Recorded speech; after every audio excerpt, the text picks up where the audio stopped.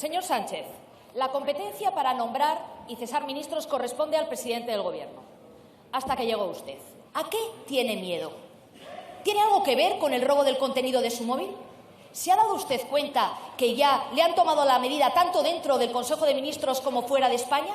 Señor Sánchez, ¿quién nombra y cesa a sus ministros? La respuesta a su pregunta está en el artículo 100 de la Constitución española.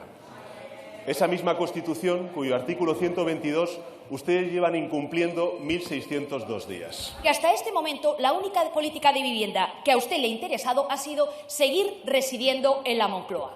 Ahora hemos descubierto que también blindar a los ocupas y ya se hacen apuestas sobre cuántas viviendas anunciará hoy. Su ruido, su descalificación, su insulto personal no tapa que España es la principal economía de Europa que más crece este año y el siguiente, que tenemos la inflación o de las inflaciones más bajas de Europa, que tenemos una tasa de creación de empleo como no teníamos desde la crisis financiera y como nos dijo a principios de esta semana el Instituto Nacional de Estadística, tenemos unos niveles de desigualdad con una pandemia y en plena guerra semejantes a los que había antes de la crisis financiera. Y eso, señorías, nada tiene que ver con milagros. Ya sabemos qué pasó con los milagros económicos cuando ustedes estaban en el Gobierno. Acabaron todos en la cárcel. Esto tiene que ver con que este Gobierno gestiona mucho mejor la economía que ustedes. Y ustedes eso no pueden soportarlo. Le pregunto por lo único que usted gestiona en Cataluña en exclusiva. Los trenes, cercanías, las rodalías, llamadas lejanías, por según quién. Hay un montón de gente que lo pasa fatal cada día en un tren en Cataluña y lo gestionan ustedes.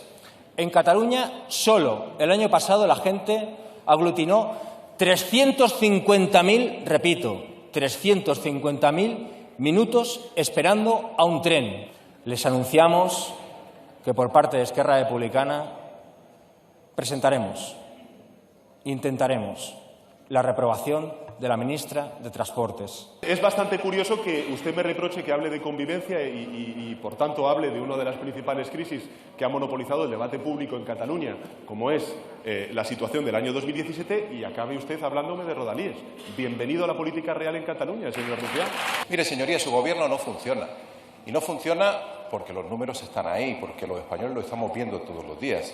Salió ayer el dato de la OCDE y España es el país de la zona euro donde más caen los salarios reales. Y conteste también por qué estamos los últimos en empleo de toda Europa y por qué, señorías, somos los últimos en recuperación del crecimiento antes de la pandemia. Yo cuando pienso en qué hubiera sido de nosotros con un Gobierno del Partido Popular enfrentándose a la pandemia, enfrentándose a la guerra, abordando la desigualdad que heredamos en 2018, sin ERTES, sin los fondos europeos, sin la solución ibérica, sin la subida de las pensiones del 25%, sin la subida del salario mínimo interprofesional del 50%, sin la reforma laboral, sin la reforma de las pensiones, sin la reforma de la educación, sin la ley de vivienda y el programa de construcción de vivienda pública en lugar de la venta a los fondos buitres.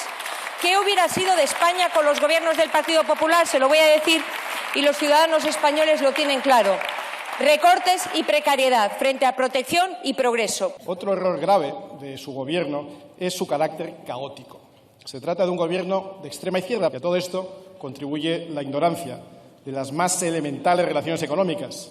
Explica que España tenga la más alta tasa de paro de la Unión Europea y que, además, el desempleo aumente aquí invariablemente cuando los socialistas están en el poder. Pronto vamos a recuperar el PIB prepandemia.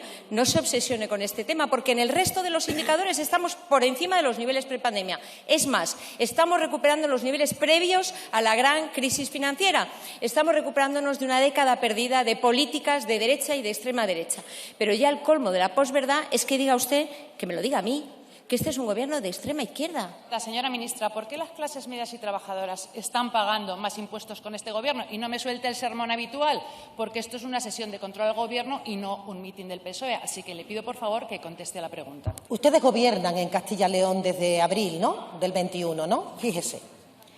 La recaudación por IRPF en 2022 en Castilla y León aumentó un 6%. La recaudación por impuesto de transmisiones y actos jurídicos documentados aumentó un 11,6%. La recaudación por patrimonio un 26%. ¿Han subido ustedes los impuestos en Castilla y León durante ese periodo, señorías? Estamos hablando, como siempre, de que ustedes intentan, a través de la noticia falsa, hacer creer al conjunto de la sociedad que este Gobierno incrementa su carga fiscal cuando lo que hemos hecho es rebajar, como nunca, los impuestos a la clase trabajadora con su voto en contra. El jueves pronunció usted un discurso, dijo que el más difícil, que sonaba a despedida, pero le faltó el final, la dimisión. ¿Qué nos espera? ¿Qué esperamos para que dimita? El 92% de las víctimas de violencias sexuales no denuncia. En el año 2021, señoría, de 13.000 presuntos agresores sexuales que fueron puestos a disposición de la justicia, solamente hubo 4.000 condenas. De 13.000, 4.000 condenas. ¿Sabe cuántas por violación, señoría? 46. Pero tienen que saber que el Estado tiene ahora, con esta ley, obligaciones con ellas que no vamos a eludir. Si quiere, vamos juntas a Galicia o Andalucía a ver qué hacen sus gobiernos para construir los centros de crisis que tienen que terminar y que tienen que estar en funcionamiento a finales de este año. Que para retroceder en derechos se dan ustedes mucha prisa, pero para garantizar psicólogas especializadas a las víctimas de violencia no tienen tanta prisa. Nosotras vamos a aplicar la ley y no dude que el movimiento feminista, que es lo mejor que tiene este país, estará ahí para recuperar los derechos que ustedes niegan.